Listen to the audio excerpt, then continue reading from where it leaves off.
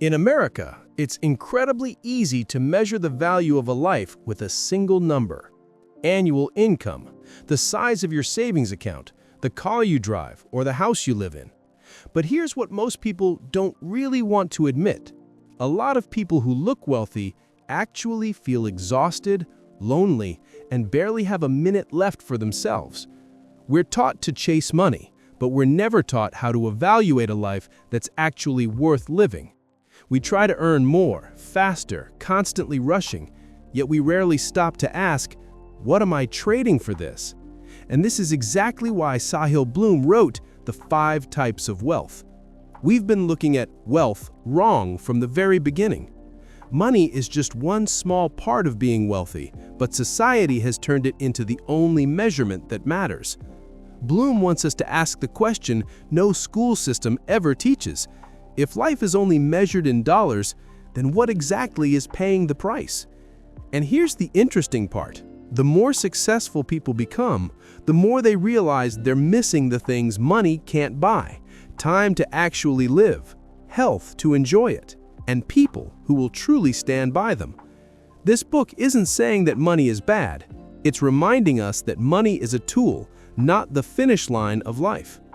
If you've ever felt like you're running really fast, but not entirely sure where you're running to, this might be the perspective you need more than any financial advice you've ever heard. Part 1.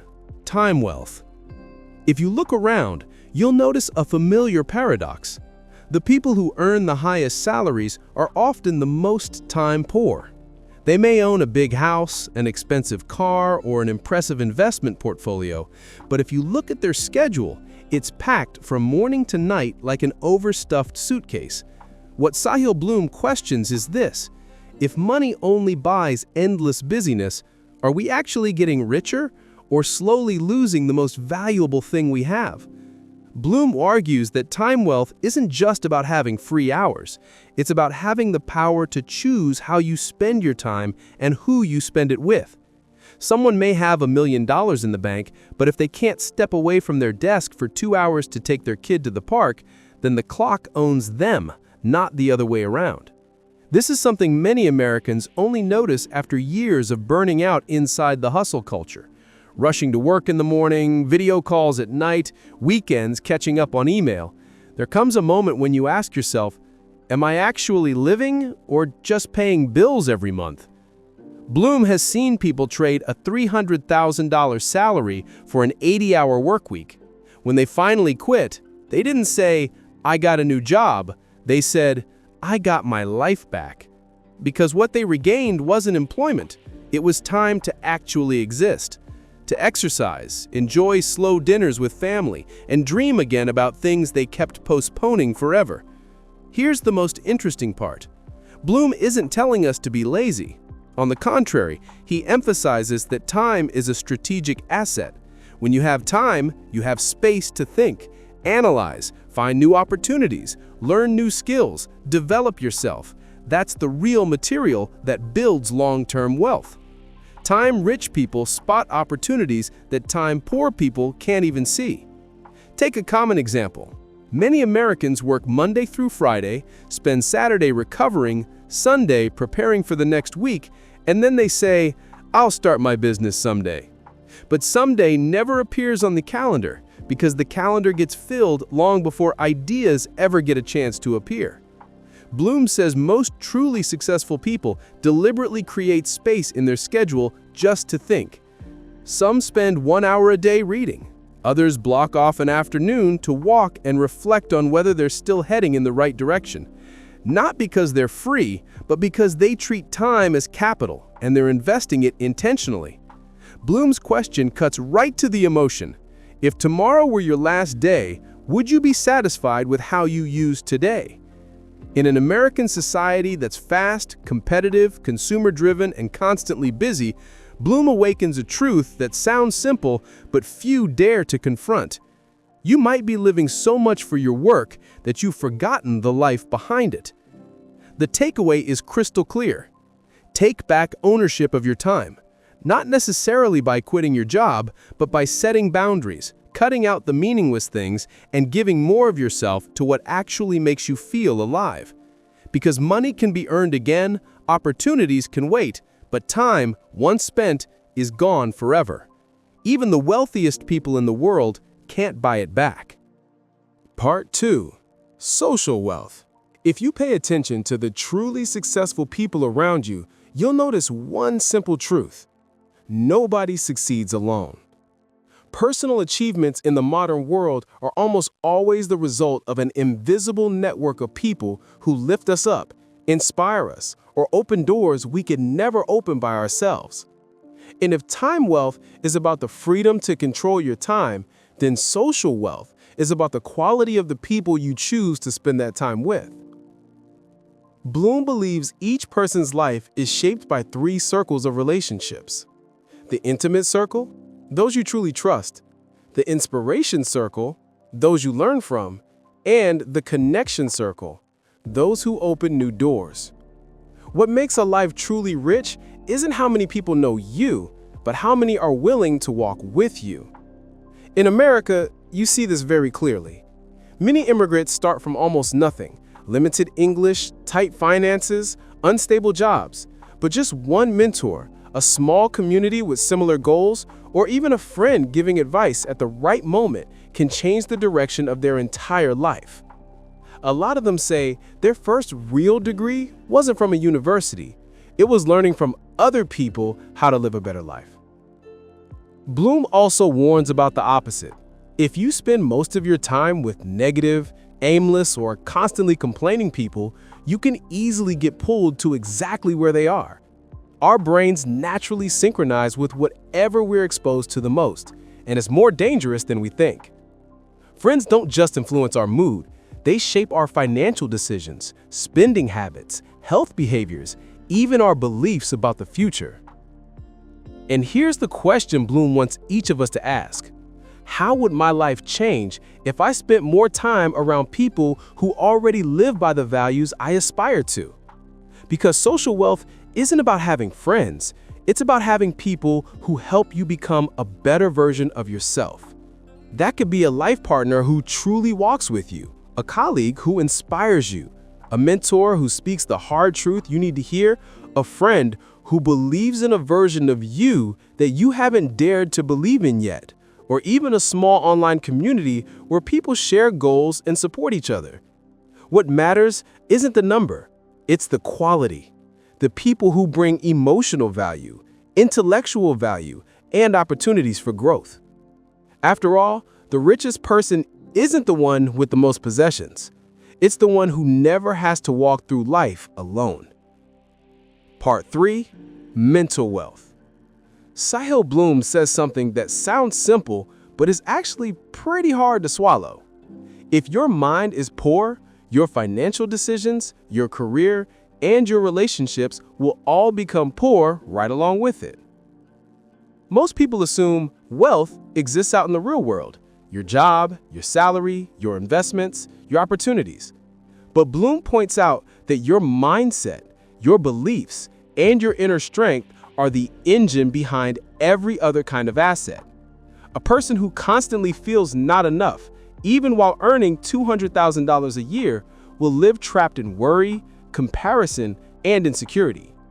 Meanwhile, someone who truly understands what they want, believes they deserve it, and knows how to manage their emotions can build a deeply abundant life without chasing social validation. In his book, Bloom calls mental wealth an internal bank, the place that stores your beliefs, values, purpose, and your ability to recover after failure. Lose money, you can earn it again. Lose an opportunity, you can find a new one. But once you lose your inner direction, everything else starts to feel meaningless. That's why Bloom believes knowing why you exist is more important than how much you make every month. You can become a doctor, an engineer, or a business owner, but if you don't know why you're doing it, your achievements eventually turn into burdens. Across America, we see countless examples of financially successful people breaking under mental pressure. People earning big money but collapsing into burnout, depression, or a deep emptiness after getting everything they worked for. They might live in a huge house, yet still lie awake at night wondering, whose life am I actually living? In today's world, where social media pushes us into constant comparison, mental wealth isn't an option anymore. It has become the foundation that allows us to stay grounded in a society full of invisible pressure. Bloom emphasizes that building mental wealth starts with intentional thinking, learning to recognize emotions, facing your past, untangling fear, and developing inner wisdom. That could be meditation, therapy, reading personal growth books, journaling, or simply spending 15 minutes a day asking yourself, is what I'm doing today actually leading me toward the life I want? Sometimes the answer is uncomfortable, but that's exactly when you start becoming richer. Bloom asks a question that stays in your mind. If you became the most successful version of yourself by society standards, but lost inner peace along the way, would you really dare to call yourself wealthy? That's not a financial question. That's a question for your mind, and only you can answer it. Part 4. Physical wealth. There's something that sounds obvious, but is actually the most forgotten. You can't live a wealthy life inside a poor body. We often treat health like a bonus advantage, instead of recognizing it as the foundation of everything else: energy, creativity, emotion, even money. You might have time wealth, social wealth, or financial wealth, but if your body is constantly exhausted and your mind is burned out, then every dream ahead of you remains just a beautiful plan on paper. Bloom calls this a Ferrari with a leaking gas tank. The engine might be powerful, but you're not going very far. In the book, he emphasizes that physical wealth isn't simply the absence of illness. It's a state of high energy. It means you sleep well, eat intentionally, move your body, and listen to its signals. More importantly, you build health proactively instead of only reacting when things go wrong. This is the trap many Americans fall into, trying to fix their health at age 50 instead of investing in it at 30. Look around American life. Fast food is cheaper than healthy food. Office work keeps millions of people sitting 8 to 10 hours a day, and stress piles up with every email. Many people work hard to earn more money, only to spend that money later on hospitals, doctors, and prescriptions after years of neglecting their bodies. Bloom asks a blunt question. If the price you pay for success is your health, can you even call it success? A clear example is founders in Silicon Valley. There are phases where they burn themselves out for deadlines and ambition, but after 35 or 40, almost all of them circle back to physical wealth. Hiking, running marathons, going to the gym, meditating, eating cleaner, cutting late-night coffee, reducing sugar, not because they're afraid of getting sick, but because they realize clarity, creativity, and good decisions all come from a body with enough energy to support them. You might be financially rich, but if you wake up every morning feeling depleted, the life you're building is basically a beautiful house standing on weak ground. Someday it collapses, and in that moment, you realize what you were missing wasn't money, but the strength to enjoy the life you worked so hard to create. And then Bloom asks a painful but very real question. When health is the one thing you can't buy back with money, why is it always the first thing you sacrifice? Are you actually enriching your life or quietly draining it day by day? Part 5. Financial wealth. Money matters, but it isn't everything. If the other 4 types of wealth make life meaningful, financial wealth is what makes all of them possible. Yes, money isn't everything, but without it, every other value becomes vulnerable to real-world pressure. In this sense, money is like oxygen. You don't wake up saying, "I live for oxygen." But when you don't have enough of it, you feel like there's no room left to breathe. Bloom calls money an enabler. It enables the things that actually matter. But he also highlights something most Americans struggle with. People don't suffer because they lack money. They suffer because they misunderstand what money is for. Money becomes a measure of personal worth, a scoreboard for comparison, and a goal that never feels like enough. So people work themselves into exhaustion, spend faster than they earn just to feel successful, live on credit, attach identity to possessions. while their actual life becomes poorer. Poorer in time, poorer in health, poorer in peace. This isn't just the story of the American middle class. It's a consumption pattern engineered by advertising, credit systems, social media, and the pressure to look successful according to external standards. Bloom makes a point many people don't like hearing at first. Financial wealth is useful only if you treat it as a means, not the destination. Instead of asking, "How do I make more money?" he suggests asking, "How do I want money to help me live?" That's why he emphasizes the idea of an enough number, a personal financial point where you have enough to enjoy the other forms of wealth without becoming dependent on them. That number isn't about being rich by society standards. It's about having the financial freedom to live the life you actually want. In the US, many people reach high incomes yet still can't retire early. They work into their 70s just to pay for housing, healthcare, and debt. They earn a lot, yet remain financially poor because they lack financial skills, asset thinking, discipline, and emotional management. Meanwhile, someone with a modest lifestyle who invests, saves, and controls spending might actually retire sooner and live freer. Bloom stresses that financial wealth should buy back your time, support your health, strengthen your relationships, and help you invest in yourself. When you understand the true role of money, you escape the cycle of work, spend, work more, and shift into the mindset of let money serve your life. So what are you really earning money for? To prove something or to live the way you truly want? Only when you can answer that question do you begin building financial wealth in the right way and realize that wealth isn't just in your bank account. It's in the life you're able to choose every single day. Part 6. How to achieve real wealth. If you truly want to live a genuinely wealthy life, the first thing you probably need to do isn't making more money. It's asking yourself what you've been trading in order to earn it. Sahil Bloom suggests something that sounds simple but is surprisingly eye-opening. Do a personal wealth audit. Every week or every month, just ask yourself one honest question. Which type of wealth am I growing? Time, health, spirit, relationships, or finances, and which one am I neglecting? You'll be surprised to realize that most of us work tirelessly to build the last one, money, while ignoring the other four, when, in fact, those are the ones that give life true depth and meaning. Then comes a question almost no one wants to face. How much is enough? Society keeps pushing us to want more, faster, and forevermore, turning the word enough into something almost taboo. But imagine if you knew exactly how much you needed to live according to your own values, rather than chasing someone else's standards.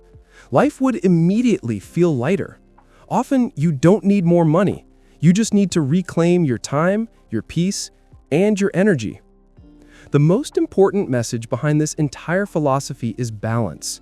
No one says you shouldn't pursue financial success. But if you burn your health, lose the people who matter, and abandon yourself just to gain a few numbers on a screen, you're not truly wealthy. You're just poor in the things money will never buy back. On the other hand, treat money as a tool that protects your life, elevates your well-being, and allows you to invest in what truly matters. And suddenly, it becomes something that serves you, not traps you. Eventually, you'll realize something crucial. The habits that create lasting wealth aren't flashy financial hacks. They're the everyday things we tend to overlook. Sleeping enough, exercising, learning new skills, talking to your family, building meaningful relationships, taking care of your mental space. These simple actions shape your long-term happiness far more than any material possession ever can. That's why the 5 types of wealth has become a roadmap for our modern generation. It breaks the myth that wealth is only about having money, and instead offers a broader, more sustainable way to live in a world full of pressure, burnout, and comparison. And no, this isn't feel-good theory. It's a practical framework you can apply whether you're a student worrying about the future, an employee chasing KPIs, a parent raising kids, or someone approaching retirement wanting to finally slow down. If you want to explore the deeper ideas behind this book, I'll leave the link to purchase it below the video description. This book will help you evaluate your own life and identify what truly matters for you.